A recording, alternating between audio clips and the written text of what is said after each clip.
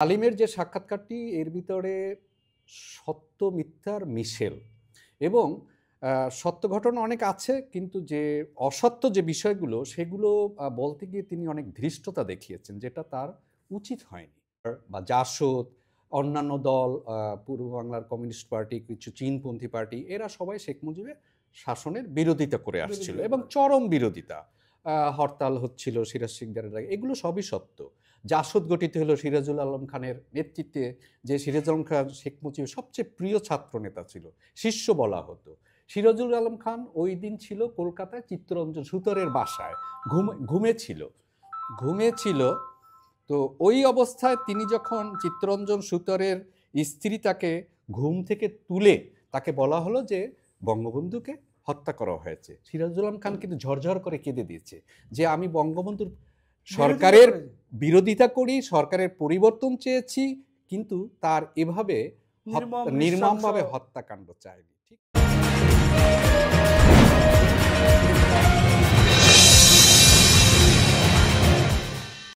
News and views by Nuruzzaman আবুর পক্ষ থেকে আপনাদের সবাইকে শুভেচ্ছা।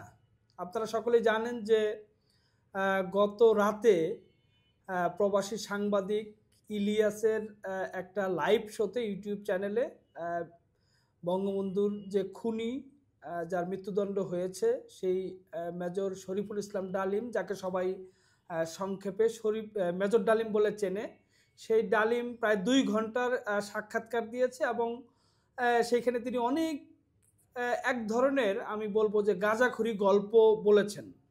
কারণ তারা বঙ্গবন্ধু হত্যাকে ক্ষমতাচ্যুত করার কথা বলে তাকে ক্রস ফায়ারে মারা গিয়েছে এরকম তথ্য দেওয়ার ধৃষ্টতাও দেখিয়েছেন, যে যেই বঙ্গবন্ধুকে তার পরিবারের একদম কনিষ্ঠ সদস্য সহ নির্মমভাবে হত্যা করা হয়েছে সেইটাকে তারা ক্রস ফায়ার বলার চেষ্টা করেছে। এছাড়া 71 প্রসঙ্গ, মুক্তিযুদ্ধ প্রসঙ্গ এবং অনেক কিছুই এসেছে এবং তাদের মতো একটা নিজস্ব বয়ান তারা দেওয়ার চেষ্টা করেছেন। সেইটা নিয়ে সারা বাংলাদেশে আজকে তুমুল আলোচনা সমালোচনা হচ্ছে এবং অনেকেই বলার চেষ্টা করছেন যে এই ডালিম আসলে সত্যিকারের ডালিম কিনা। আমরা আজকে আলোচনা করব সেই বিষয়টি নিয়ে। আমাদের সঙ্গে উপস্থিত রয়েছেন সিনিয়র সাংবাদিক আনোয়ার পারভেজ হালিম ভাই। আনোয়ার পারভেজ হালিম ভাই 80-র দশকের শেষ থেকে সাংবাদিকতায় যুক্ত এবং পলিটিক্যালি অনেক এক্সপার্ট বা অভিজ্ঞ লোক আমরা তাকে আজকে পেয়েছি। পারভেজ ভাই, আপনাকে স্বাগতম news and views by Nuruzzaman আবুর পক্ষ থেকে। আমরা বিস্তারিত আলোচনায় চলে যাব, তবে বিস্তারিত আলোচনায় যাওয়ার আগে আপনাদের সকলের কাছে request, news and views by Nuruzzaman Abu আমার একটি ইউটিউব চ্যানেল। আমাদের আলোচনা বিশ্লেষণ যদি আপনাদের ভালো লাগে তবে অবশ্যই একটা সাবস্ক্রাইব করবেন এবং লাইক, কমেন্টস ও শেয়ার করতে পারেন। যদি ভিন্ন মত থাকে কমেন্টস অপশনে জানাতে পারেন। পারভেজ ভাই, আলোচনায় চলে যাই। প্রথম যে আমার প্রশ্ন সেটি হলো, আপনার তো দীর্ঘদিনের এক্সপেরিয়েন্স, আপনি এই সব ঘটনা পলিটিক্যাল স্টোরি করেছেন দীর্ঘ সময়। এই যে ডালিমের যে 2 ঘন্টার ভাষ্য আপনি তো নিশ্চয়ই শুনেছেন। আমি শুনেছি, জি। তো এইটাকে অনেকেই গাঁজাখুরি গল্প বলছে। প্রথমেই আমরা শুরু করি যে আপনি কি মনে করেন কিনা যে তার এখানে অনেক সত্যের সাথে অনেক মিথ্যের প্রলেপ দিয়ে তিনি বলেছেন? জি, আমি ইলিয়াস হোসেনের এই ডালিমের যে সাক্ষাৎকারটি নিয়েছেন, অনুষ্ঠান করেছেন, এটা পুরোটাই আমি দেখেছি এবং মনোযোগ সহকারে দেখেছি। তো শরীফুল ইসলাম ডালিম তার পুরো নাম, মেজর, তৎকালীন সময় মেজর ছিলেন, পরে জিয়ার আমলে তাকে লেফটেন্যান্ট কর্নেল পদে প্রমোশন দেওয়া হয় এবং তিনি বঙ্গবন্ধু হত্যার একজন ফাঁসির দণ্ডপ্রাপ্ত আসামি। বিগত সরকার বহু চেষ্টা করেছে তাকে দেশে ফিরিয়ে আনতে, কিন্তু আনতে পারেনি। এতদিন তিনি পলাতকই ছিলেন, আমরা তো কখনোই তাকে দেখিনি। তার যে ছবি ইন্টারনেটে পাওয়া যায় সেটা অনেক আগের ছবি, সেই সময়। সুতরাং গতকাল যখন এই অনুষ্ঠানটি দেখছিলাম তার চেহারার সঙ্গে মিল যাচ্ছিল না, এবং প্রবাসী একজন সাংবাদিক এবং আরও এক ব্যক্তির চেহারার সঙ্গে মিল থাকায় অনেকটা কনফিউজ ছিলাম। তবুও আমরা ধরে নিচ্ছি তিনি ডালিমের যে সাক্ষাৎকারটি এর ভিতরে সত্য মিথ্যার মিশেল এবং সত্য ঘটনা অনেক আছে, কিন্তু যে অসত্য যে বিষয়গুলো সেগুলো বলতে গিয়ে তিনি অনেক ধৃষ্টতা দেখিয়েছেন, যেটা তার উচিত হয়নি। হ্যাঁ, যেমন একটা প্রসঙ্গ শুরু করি আর কি, যে বঙ্গবন্ধু হত্যা সেইটাকে সেই সময়ে বঙ্গবন্ধুর শাসন নিয়ে নানা রকম একটা মিশ্র প্রতিক্রিয়া ছিল জি, দেশে জি, 75-এ, জি, 72 থেকে জি, 75-এ, এটা একটা জি, সমালোচনা আছে, আমরা স্বীকার করি, শিওর, স্বীকার করি না শিওর, জি, সেটা না, কিন্তু সেইটাকে এই প্রোগ্রামে হুম, একটা ক্রসফায়ার হিসেবে আখ্যায়িত করার চেষ্টা করা হচ্ছে। ক্রসফায়ার বলতে তো আমরা বুঝি দুপক্ষের গোলাগুলি এবং মাঝখানে রাইট, কেউ একজন রাইট, পড়ে গেলে রাইট, সেটা জি, ক্রসফায়ার। জি, কিন্তু বঙ্গবন্ধুর পরিবার, জি, বঙ্গবন্ধু, তার স্ত্রী, জি, তার জি, সন্তানেরা এবং জি, কনিষ্ঠ সন্তান যে একেবারে শিশু, জি, সে সহ আশেপাশে তার আত্মীয় স্বজন, মানে তাকে তো একদম নির্বংশ করার একটা প্রচেষ্টা ছিল। জি, এবং শেখ হাসিনা এবং শেখ রেহানা যদি দেশে থাকতেন তাহলে তো তারাও তারাও নিশ্চিত তারাও মারা পড়তেন, বাসায় মারা থাকলে মারা পড়তেন, পড়তেন জি, বা দেশে থাকলে মারা পড়তেন। জি। তাহলে এই কথাটা বলে, এই যে ক্রসফায়ারের কথাটা বলে, এটাকে আসলে কি বোঝানোর চেষ্টা তারা আচ্ছা, আমি করছে? শুরুতে একটু প্রেক্ষাপট বলে নেই যে ৭৫-এর ১৫ আগস্ট যে অভ্যুত্থান এবং যে নৃশংস কিলিং হয়, তার আগে দেশের রাজনৈতিক পরিস্থিতি খুবই ঘোলাটে ছিল। বঙ্গবন্ধুর জনপ্রিয়তা অনেক কমে গেছিল, একথাও সত্য। ওই সময়ে সিরাজ শিকদার বা জাসদ, অন্যান্য দল, পূর্ব বাংলার কমিউনিস্ট পার্টি, কিছু চীনপন্থী পার্টি, এরা সবাই শেখ মুজিবের শাসনের বিরোধিতা করে আসছিল এবং চরম বিরোধিতা। হরতাল হচ্ছিল সিরাজ শিকদারের আগে, এগুলো সবই সত্য। জাসদ গঠিত হলো সিরাজুল আলম খানের নেতৃত্বে, যে সিরাজুল আলম খান শেখ মুজিবের সবচেয়ে প্রিয় ছাত্র নেতা ছিল, শিষ্য বলা হতো। সিরাজুল আলম খান ওই দিন ছিল কলকাতায় চিত্তরঞ্জন সুতারের বাসায়, ঘুমেছিল।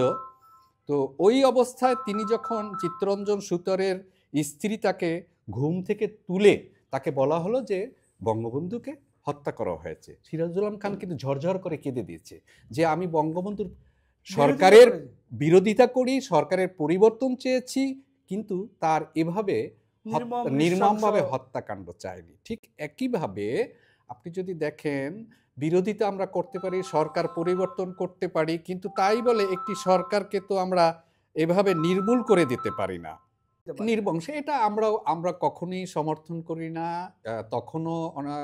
তখন হয়তো সুযোগ ছিল না, কিন্তু এতদিন পরে আমরা যখন রিয়েলাইজ করি এই বিষয়টা নৃশংস ছিল, এভাবে কোনো রাজনৈতিক ব্যক্তিত্বকে এভাবে নির্মূল করা যায় না, করা ঠিক না, এটা ঘৃণিত কাজ। আর এখন আসেন যে ক্রসফায়ার বিষয়টি, মেজর ডালিম কি সেদিন বঙ্গবন্ধুর ৩২ নম্বরে অপারেশনে ছিলেন না, তিনি অন্য জায়গায় ছিলেন।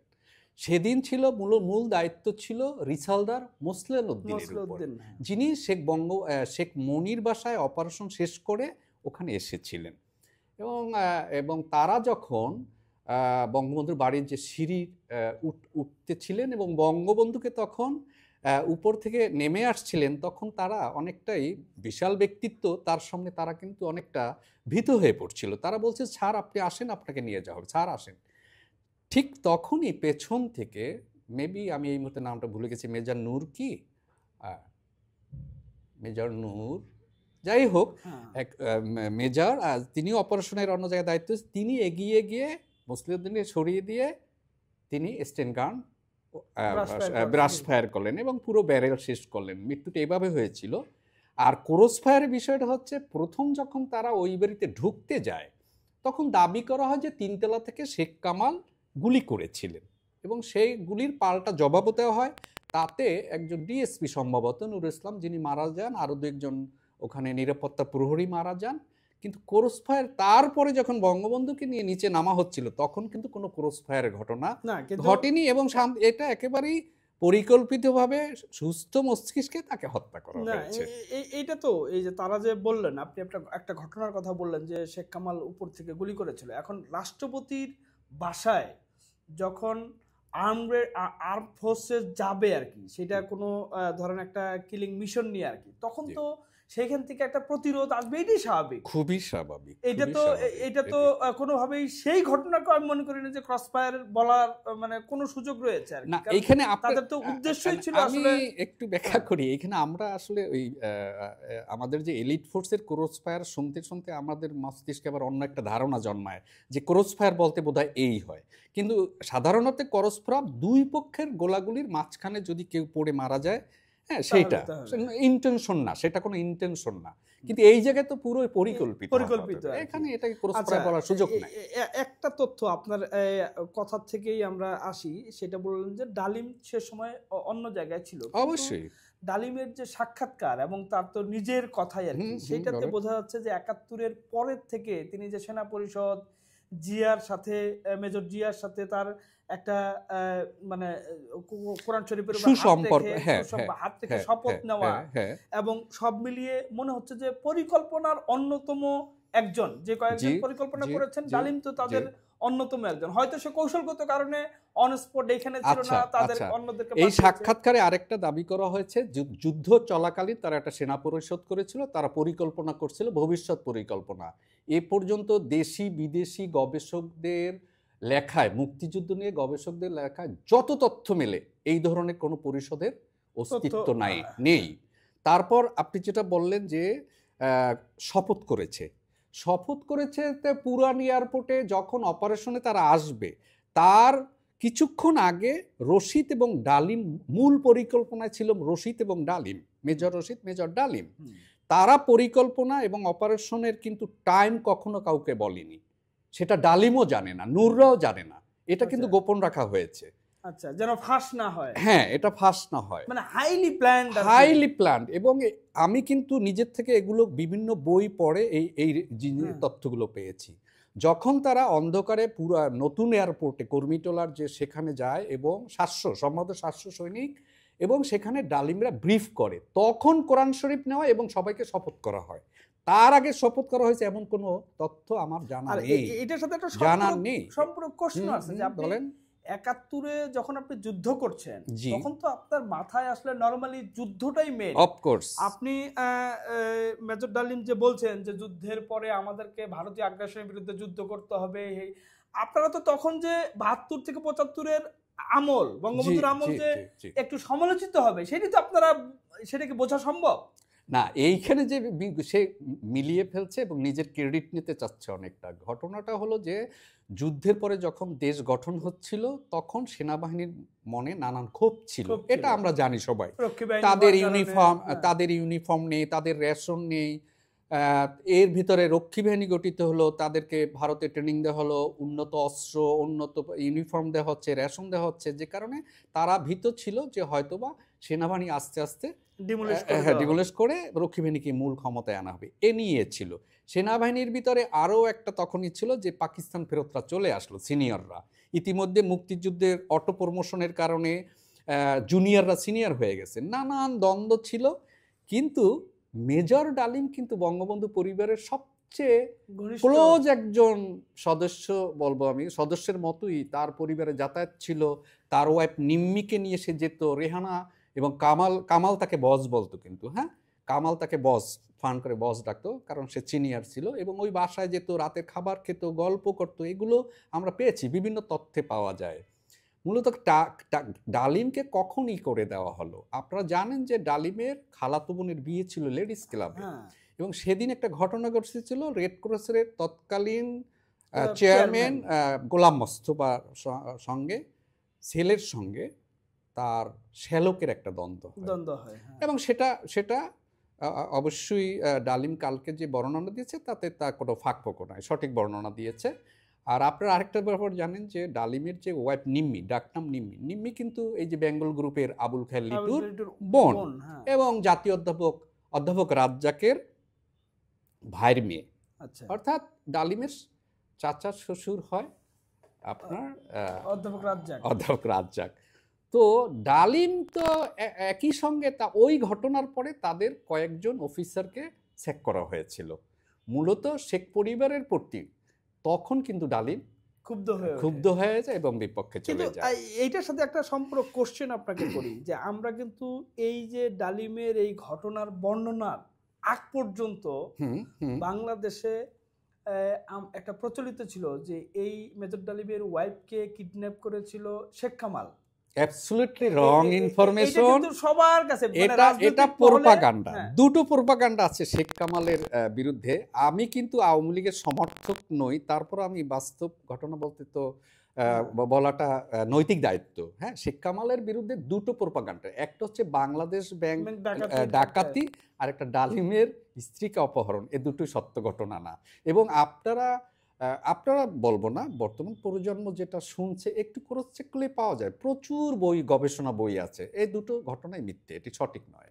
আচ্ছা আচ্ছা, বাস ভাই, আমরা আরেকটা প্রসঙ্গে আসি যে ডালিমের যে ৭১-এর যুদ্ধে অংশ নেওয়া, তিনি অবশ্যই মুক্তিযোদ্ধা এবং খেতাবপ্রাপ্ত মুক্তিযুদ্ধে তার অবদান নিয়ে আমি কোনো কিছু বলতে চাই না, অবদান আছে, এতে কোনো তিনি সন্দেহ নেই। ভীষণ রকম অবদান রেখেছেন মুক্তিযুদ্ধে, এই দেশ স্বাধীনতার পেছনে তার অবশ্যই অবদান রয়েছে। কিন্তু এই মুক্তিযুদ্ধের সময় তিনি তার যে কিছু ভাষ্য রয়েছে, তিনি বলেছেন যে মুক্তিযুদ্ধ চলাকালীন সময়ই তিনি ভারতীয় আগ্রাসন হ্যান ত্যান এইসব বলছেন, যে তিনি সেখানে গিয়ে প্ল্যান করছেন যে ভবিষ্যতে কিভাবে আরেকটা ঠেকাতে হবে, আগ্রাসন ঠেকাতে হবে, এবং ভারত এটা তার বাংলাদেশকে তাদের একটা সিকিমের মতো রাজ্য হিসেবে তৈরি করবে। কিন্তু আজ পর্যন্ত মানে ৭১-এর পরে এই প্রচেষ্টা তো আমরা কখনোই দেখলাম না, এক নাম্বার। ২ নাম্বার কোশ্চেন হলো যে উনি এই মুক্তিযুদ্ধের যে হতাহত নিহত হওয়ার বিষয়, এটা তো একটা মীমাংসিত ইস্যু আর কি। এটা ৩০ লাখ হোক আর ৩ লাখ হোক আর ১০ লাখ হোক, মানুষ তো মারা গিয়েছে। আপনি যদি একজনও মারা যায় তবুও তো মানুষ মারা গিয়েছে।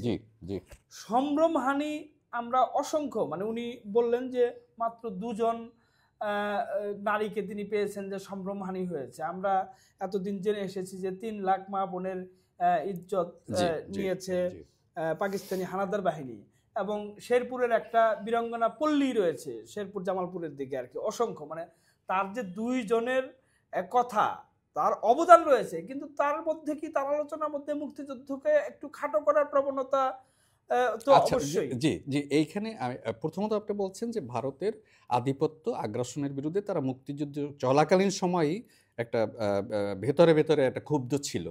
এই ঘটনাটা এই কারণে সত্য যে মুক্তিযুদ্ধ কিন্তু প্রথম শুরু করে এই যারা বিদ্রোহ করে আর্মি, পুলিশ, যা বিডিআর যে সদস্যরা আছে, তারা তো প্রথম যুদ্ধটা শুরু করে আসলে। এবং ভারতে গিয়ে তারাই প্রথম ট্রেনিং দেয়, অন্যদেরকে ট্রেনিং দেয়, তারাই সংগঠিত ছিল। ওই সময় ভারতের কাছ থেকে কাঙ্ক্ষিত সহযোগিতা পাচ্ছিল না। কিন্তু বাংলাদেশের যে সব তরুণ যুবকরা তখন গেছে, তাদের কিন্তু করণীয় কিছু ছিল না। যেহেতু এরা ট্রেন এবং এরা সংগঠিত, যুদ্ধ করতেও প্রস্তুত, তাদের মনে যথেষ্ট ক্ষোভ ছিল নিঃসন্দেহে। তার মানে এই নয় যে তারা ওই সময় ভারতের বিরুদ্ধে ভবিষ্যৎ পরিকল্পনা চিন্তা করে এটা তো মনে হচ্ছে যে এইটা একটু বাড়তি, কারণ বাড়তি শুধু ডালিম কেন, যদি তাই হয়েই থাকে তাহলে তো আমরা অন্য মুক্তিযোদ্ধা যারা সেনাবাহিনী তৎকালীন মুক্তিযোদ্ধা ছিল, তাদের গল্পে, তাদের লেখায়, তাদের গবেষণায় আমরা এগুলো পাবো, আমরা তো পাইনি। সুতরাং এই কথা আমরা সহজে বিশ্বাস করার পারি না। একই সঙ্গে যেটা বলেন শহীদ এবং সম্ভ্রমহানি, আচ্ছা, সম্ভ্রমহানি ২.৫ লাখ থেকে ৩ লাখ বলা হয় এবং শহীদ বলা হয় ৩০ লাখ। এখন ৩০ লাখ এবং ২.৫ লাখ এই সংখ্যা দিয়ে তো আমরা ওইটাকে জাস্টিফাই করতে পারি না। আরেকটা হচ্ছে যে ২ জন করেছে, ওকে, না না না না না না, কখনোই জাস্টিফাইড না। এখানে সংখ্যা কম বেশি হতেই পারে, হ্যাঁ, এটা তো এক্স্যাক্টলি যেহেতু কাউন্ট হয়নি, কারণ ভারতীয় সরকারের আর্কাইভে আছে একরকম, আমি কোয়ান্টিটিটা বলবো না এই কারণে। হ্যাঁ, মার্কিন যুক্তরাষ্ট্রের ২ জন গবেষক এ পর্যন্ত যে গবেষণা করেছে তারাও দ্বিমত পোষণ করছে। এখন বিভিন্ন তথ্য আসে, কেউ বলে ১০ লাখ, কেউ বলে ৫ লাখ, হ্যাঁ ১০ লাখ পর্যন্ত যায়, এর উপরে কেউ বলে না। কিন্তু আমাদের এখানে এটা ৩০ লাখ এস্টাবলিশ হয়ে সংখ্যাটা। আপনি যদি এইটাকে কাউন্টার দিতে হয় তাহলে অবশ্যই আপনাকে গবেষণা করে সেই সংখ্যাটা আবার বের করতে হবে। এটা অ্যাবসলিউটলি এখন সময় পেরিয়ে গেছে। সুতরাং ওই তথ্যটা এনে কাউকে ২ জন বলা, কম বলা, এটা বলে এক ধরনের অবজ্ঞার সৃষ্টি করা, আমাদের মুক্তিযুদ্ধের যে গৌরব সেটাকে কিছুটা হেয় করার একটা না। কারণ আপনি ২ জন বলে তো তার প্রবণতা যে না না ২ জন সম্ভ্রমহানি হয়েছে, এটা এমন কোনো পাপ হয়নি, এমন না। কিন্তু একজন যদি শহীদ হয়, একজন যদি সম্ভ্রম হয়, সেটাকেও আমাকে বড় করেই দেখতে হবে, কারণ এটা তো হওয়ার কথা ছিল না, তাই না? না, সেটাই আমরা মানে বলতে যাচ্ছি, সেইটাই। আর আরেকটা বিষয় আপনার কথা থেকে আমি একটা কোশ্চেন একটু করি, সেটি হলো যে ভারতের কাছ থেকে কাঙ্ক্ষিত সহযোগিতাটা পায়নি বলে তাদের এই জন্য একটা ক্ষোভ তখন একটু ছিল। কিন্তু তারা তো ভারতে গিয়েই, ভারত যদি সহযোগিতা না করে তাহলে ভারতের সীমান্ত পেরিয়ে আমাদের লোকজন গেল কিভাবে? ভারত এখন এই কাঙ্ক্ষিত কতটুকু আমি পাবো, আমার চাওয়া কতটুকু, আর তারা কতটুকু দেবে, এটা তো আপেক্ষিক বিষয়। আমাদের যে লাখ লাখ কোটি কোটি তো শরণার্থীরা গিয়েছে, সীমান্ত সিল করে দিতে পারতো। আমরা যেমন মিয়ানমারের যখন এই ঘটনা হলো, আমরা যদি সীমান্তটা কড়া সিল করে রাখতাম, এই যে 10 লাখ 14 লাখ রোহিঙ্গা বাংলাদেশে এসেছে, আমরা তো আটকাতে পারতাম চাইলে, কিন্তু আমরা মানবিক দৃষ্টিকোণ থেকে সেটা তৎকালীন সরকার এটা একটা মানবিক বিষয় দেখিয়েছে যে আসতে দিয়েছে। তো এখন এইটা আমার কাছে মনে হয় যে ভারত তার যতটুকু তখন সাধ্য ছিল করার, বা তার তো একটা ডিপ্লোমেসি রয়েছে, সে ততটুকুই তো করবে। বা আপনার কি মনে হয় যে না, এখানে বিষয়টা হচ্ছে কি, ফারুক এখন যে কথাটা বলেছে আমার ধারণা বর্তমান প্রেক্ষাপটকে কেন্দ্র করে সে এই কথাগুলোকে খুব গুরুত্ব দিয়ে বলছে। ডালিম। কিন্তু তৎকালীন সময় ভারতেরও তো একটা সামর্থ্যের ব্যাপার, তার ফরেন পলিসিগত ব্যাপার ছিল। আমাদের যারা আশ্রিত ছিল, আমেরিকা আমাদের যারা আশ্রিত ছিল তারা খুব অধৈর্য হয়ে গেছিল যুদ্ধের জন্য। কিন্তু তারা ওই সময় যদি যুদ্ধ করতো তাদের কিন্তু লজিস্টিক সাপোর্ট ছিল না। আর ভারত চাচ্ছিল আন্তর্জাতিক যে লবি এবং আন্তর্জাতিক যে রাজনীতি, এগুলো কন্ট্রোল করে সবাইকে সামলিয়ে তারপর তাদের মতো করে তারা যুদ্ধটায় নামবে, যেন তারা এখান থেকে ব্যর্থ হয়ে না যায়। এ কারণে তারা সবসময় চাচ্ছিল বর্ষাকালটাকে অ্যাভয়েড করতে, শীতকালে তারা যুদ্ধ করবে, সেভাবেই তারা অরোরাকে প্রস্তুত করেছিল। ইন্দিরা গান্ধী বারবার অরোরাকে চাপ দিচ্ছিল, তুমি যুদ্ধে যাচ্ছ না কেন? ইন্দিরা গান্ধী অরোরা সরাসরি জানিয়ে দিয়েছিল যে আমার যুদ্ধের ডেডলাইন হচ্ছে ডিসেম্বর। এটা কিন্তু একদম ক্লিয়ারলি সে জানিয়ে দিয়েছে। এতে আপনি যদি বলেন আমি আছি, না হলে আমাকে প্রয়োজনে বাদ দিতে পারেন।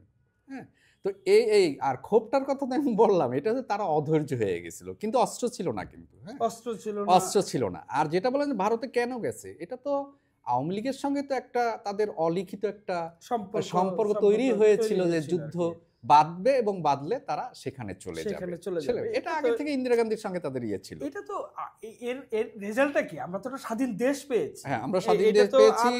ভারতের যথেষ্ট সহযোগিতা ছিল। মাত্র 3 তারিখ থেকে 16 তারিখ 10 কি 11 দিনে দেশটা স্বাধীন হয়ে গেছে। আরেকটা বিষয় আমাকে একটু বলেন তো, যে এই ইন্টারভিউ আলোচনা হয়েছে একটা ইতিহাসের বিষয়, যে বিজয়ের যে স্বাক্ষর, আত্মসমর্পণের যে স্বাক্ষর অনুষ্ঠান রেসকোর্স ময়দানে, সেইখানে ভারতীয়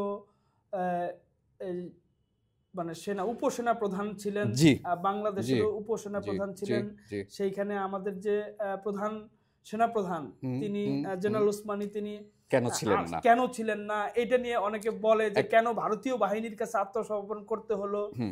এই ব্যাখ্যাটা আপনি তো আচ্ছা, এই জিনিসটা ডক্টর জাফরুল্লাহ চৌধুরী ওই দিন জেনারেল ওসমানীর সঙ্গে একই হেলিকপ্টারে ছিলেন। কর্নেল অর ব্রিগেডিয়ার দীপক, উনি ছিলেন এটা ভারতীয় যৌথ বাহিনীর একজন অফিসার, যিনি ছিলেন কুমিল্লা। তখন কুমিল্লা থেকে, কারণ সব দিক তো আস্তে আস্তে ওরা রিকভার ক্যাপচার করছিল। এদিকে জেনারেল ওসমানী আর ছিল মেজর জেনারেল রব, ছিল আমাদের উপপ্রধান যিনি রব। এরা তখন সিলেট এবং ওই অঞ্চল ভ্রমণে যাচ্ছে। আচ্ছা, এখানে একটু বলে রাখি যে জেনারেল ওসমানীর কিন্তু যৌথ বাহিনীর সঙ্গে দ্বন্দ্ব ছিল এবং মানসিকভাবে সে অনেক কিছু মেনে নিতে পারছিলেন না। কারণ জেনারেল ওসমানী ছিলেন একজন গতানুগতিক, তিনি গেরিলা যুদ্ধ কখনো করেননি। পাকিস্তান সেনাবাহিনীতে যতদিন ছিলেন, 57 বছর সম্ভবত, উনি বেশিরভাগ ক্ষেত্রে অফিসিয়াল জব করেছেন। ওনার যারা সিনিয়র ছিলেন, এই জেনারেল গুল হাসান, এদের বইতে বর্ণনাগুলো আছে। তো উনি ভারতের যে ওটা ছিল, যে কলকাতায় যে এই ছিল ভারতের যৌথ বাহিনীর যে হেডকোয়ার্টার, যেটা তাদের সঙ্গে যোগাযোগের জন্য একজন কর্নেল ছিলেন ভারতীয় বাহিনী। কখনো উনি বোধহয় সম্ভবত একবার কি দুবার সেই ভারতীয় বাহিনীর অফিসে একবার কি দুবার মিটিংয়ে গেছে, এর বেশি যায়নি। ওরা আসতো আমাদের অস্থায়ী হেডকোয়ার্টারে বাংলাদেশ সরকারের। তো জেনারেল ওসমানীর অনেক ক্ষোভ ছিল। আর ওদিকে আমাদের যে সেনাবাহিনী ছিল কর্মকর্তারা, তারাও মনে মনে জেনারেল ওসমানীর উপর অনেক কিছুর ব্যাপারে ক্ষুব্ধ ছিল। কারণ জেনারেল ওসমানীকে যখন এই এই একটা যুদ্ধ পরিকল্পনা তৈরি করতে দেওয়া হয়, উনি খুব ডিলে করছিলেন। কারণ এটা ওনার হয়তো বা ক্যাপাবিলিটির বাইরে ছিল, এটা হতে পারে, আমি তাকে ছোট করছি না, আমি তাকে ছোট করছি না। জেনারেল ওসমানী মূলত এ ধরনের অনুষ্ঠানে থাকবেন না বলে ধারণা করা হয়, নিজে নিজে একটা সিদ্ধান্ত নিয়েছিলেন। উনি 15 তারিখ বা 14 তারিখ উনি যুদ্ধ ফিল্ড ঘুরতে যাবেন হেলিকপ্টারে করে। ওই যৌথ বাহিনীর ওখানকার যা দেওয়া, ওদেরই দেওয়া একজন অফিসার নিয়ে উনি ঘুরতে বেরোলেন। দুপুর 3টের দিকে উনি কুমিল্লায় কিন্তু নামেন এবং সেখানে দুপুরে খাবার খান। বিকেলে উনি যাচ্ছেন, শেখ কামাল তার এডিসি কিন্তু শেখ কামাল, তারা মিলে যাচ্ছে কোথায়, সিলেটে ঘুরতে যাবে, অর্থাৎ ফিল্ড দেখতে যাবে আর কি। এই অবস্থায় এদিকে গেল এটা, এদিকে তো রেসকোর্সে করা হচ্ছে। ওদিকে কলকাতায় বলা হয় যে জেনারেল ওসমানীকে খোঁজা হচ্ছে, কোথায় আছেন উনি, এটা বলা হয় ওনাকে পাওয়া যাচ্ছে না। কিন্তু এই জিনিসটা আমি বিশ্বাস করি না। ভারতীয় আর্মির সব সোর্স আছে সব জায়গায়, তাদের চ্যানেল আছে, তাদের চ্যানেল খোঁজ করলে পাওয়া যাবে না, বিষয়টা এমন নয়।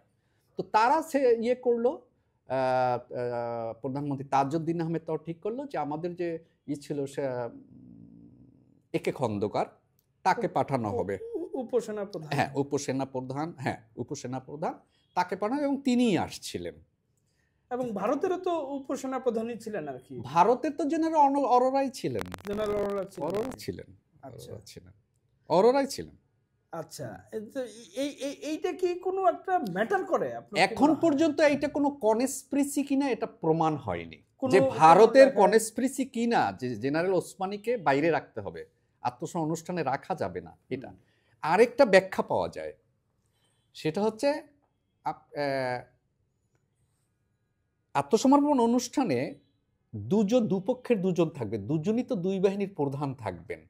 এখানে জেনারেল ওসমানীর আবার একটু ইগো ছিল এবং খুব মর্যাদাপূর্ণ লোক ছিলেন, উনি এটা থাকতে চাননি, কারণ উনি তো প্রধান। আচ্ছা, এটা একটা ব্যাখ্যা পাওয়া যায়। আমি সময় ডাক্তার জাফরুল্লাহ চৌধুরীর একটা বই একটা প্রবন্ধে পড়েছিলাম। আব্দুল বান্নান চৌধুরী মুজিব বাহিনী নিয়েছিল, ওয়ার্ল্ড ইউনিভার্সিটির পিসি, তার একটা লেখা এগুলো পাওয়া যায় আর কি। তবে এখন পর্যন্ত কনস্পিরেসি এটা প্রমাণ হয়নি। আচ্ছা আচ্ছা, আমরা মাঝখানে একটু বলে রাখি, আপনি যেটা বললেন যে ভারত আমাদের উপকার করেছে, এটা পুরো জাতি স্মরণ করে, কিন্তু 53 বছরের প্রেক্ষাপট অনেক পাল্টেছে।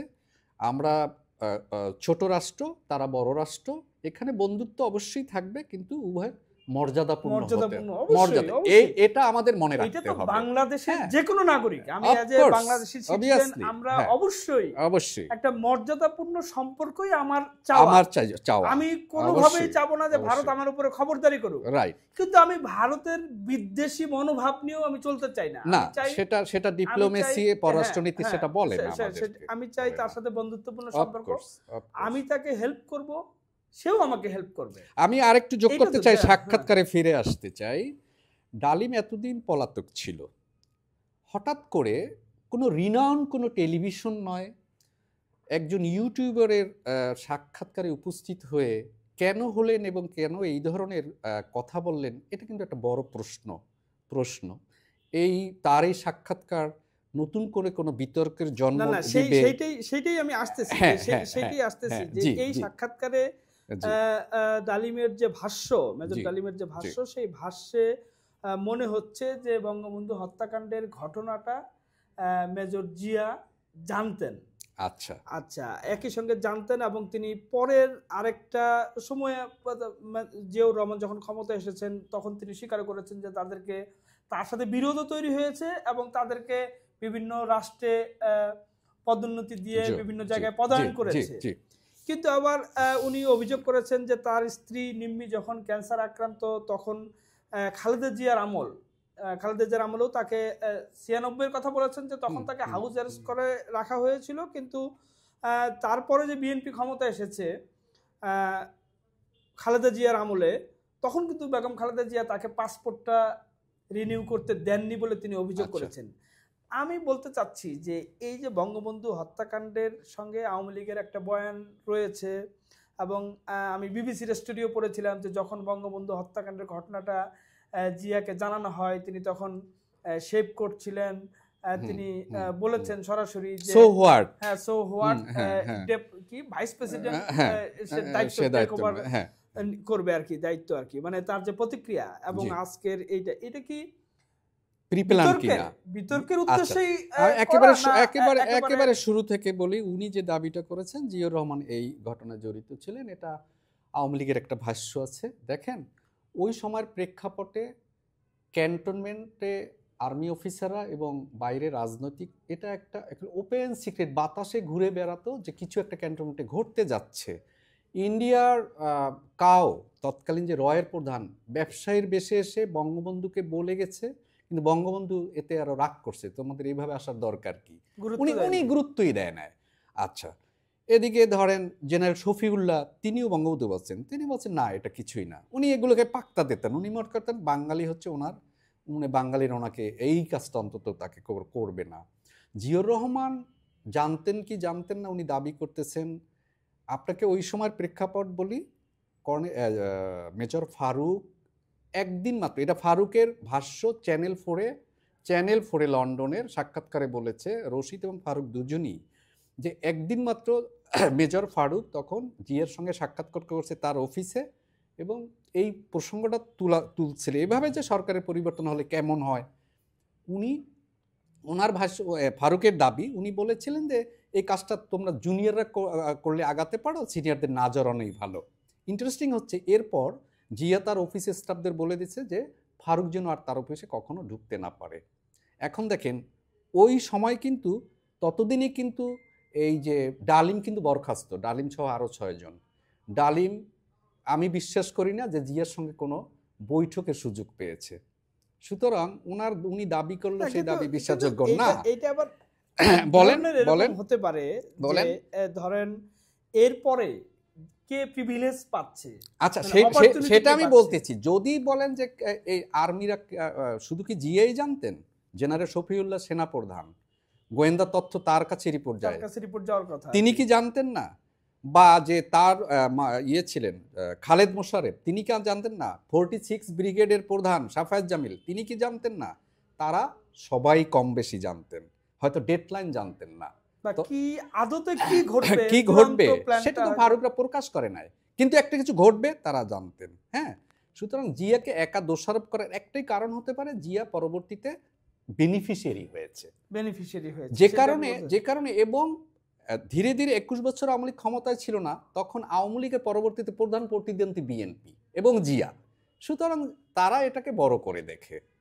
এবং জিয়ার আমলে তো এই সব খুনিদের না, এটা 3 নভেম্বর খালেদ মোশাররফের যখন অভ্যুত্থানটা ঘটলো, তখন কিন্তু তাদের দেন দরবারে দর কষাকষিতে এক পর্যায়ে তারা রাজি হইলো যে 21 বা 27 জন, ওরা যে মেজর তাদের ফ্যামিলি সহ তারা ব্যাংককে চলে গেল। এই যে এক্সিট হলো, এর আগ পর্যন্ত জিয়ার সঙ্গে তাদের সম্পর্ক খারাপ হয় না। ওইটা তো 7 নভেম্বরের ঘটনা। তারপরে তাদের জিয়া বিভিন্ন জায়গায় পোস্টিং দেয়, জিয়া বা তার তৎকালীন সময়, এটা মোস্তাকের আমলেই দেওয়া হয়, পরে তো জিয়াই দিয়েছে। আচ্ছা, যাই হোক, তারা কিন্তু ফারুকের নেতৃত্বে এই গ্রুপটা কিন্তু কয়েকবার বাংলাদেশে ঢুকছে এবং জিয়াকে ফেলে দেওয়ার জন্য তারা অভ্যুত্থান করতে চেয়েছে। জিয়া সেটাকে তার গোয়েন্দা দিয়ে ব্যর্থ করছে, যে কারণে তাদের মধ্যে দ্বন্দ্বটা কিন্তু রয়েই গেছে। আরেকটা আপনি বললেন যে এই পাসপোর্টের ব্যাপারটা, 96-তে আওয়ামী লীগ ক্ষমতায়, তারপরে খালেদা জিয়া আসলো, 4 দলীয় জোট, কিন্তু এই বিষয়গুলোকে যেহেতু যদি করেও থাকে সেগুলো কিন্তু গোয়েন্দা মাধ্যমে করা হয়, আপনি ভালো করে জানেন ক্রাইম রিপোর্টার, যে কারণে এই জিনিসগুলো এতদিন ফাঁস হয় না।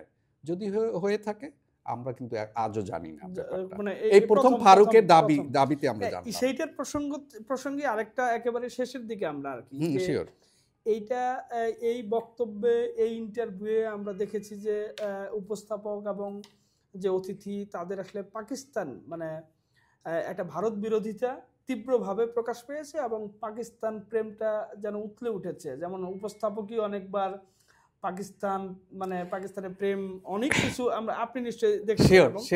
আমি যে বলতে চাচ্ছি যে এখন যে বাংলাদেশ, এখন বাংলাদেশেও আপনি নিশ্চয়ই খেয়াল করবেন যে মানে ভারতের চেয়ে পাকিস্তানের দিকে একটা পাকিস্তানমুখী হওয়ার একটা প্রবণতা, এইটার সাথে কোনো যোগ সাজেশ আচ্ছা দেখেন, এবং একই সঙ্গে যেহেতু সামনের ইলেকশনে, নেক্সট ইলেকশনে বিএনপির একটা মানে ক্ষমতায় আসার একটা দরজা খোলা রয়েছে এরকম ভাবা হয়, জি সেইটাকে রুদ্ধ করে তাদেরকে বিতর্কিত করে এরকম একটা পাকিস্তানপন্থী কোনো পলিটিক্যাল পার্টিকে প্রিভিলেজ দেওয়ার আচ্ছা কোনো আচ্ছা আচ্ছা বিষয় কিনা আমার আর কি। কাছে সাক্ষাৎকারের দেখে মনে হয়েছে আমি এখনো বঙ্গবন্ধুর খুনি হিসেবে তাকে আমি প্রিভিলেজ দেই না, কিন্তু একজন মুক্তিযোদ্ধা হিসেবে খুনিদের আরও অনেক আছে, যেমন ধরেন ফারুক, রশিদ আমরা জানি অনেক সময় পাকিস্তান এসে ছিল, শেল্টার পেয়েছে, কিন্তু ডালিম কিন্তু কখনোই পাকিস্তান প্রীতি আমার জানা মতে নেই, কখনো শুনিনি।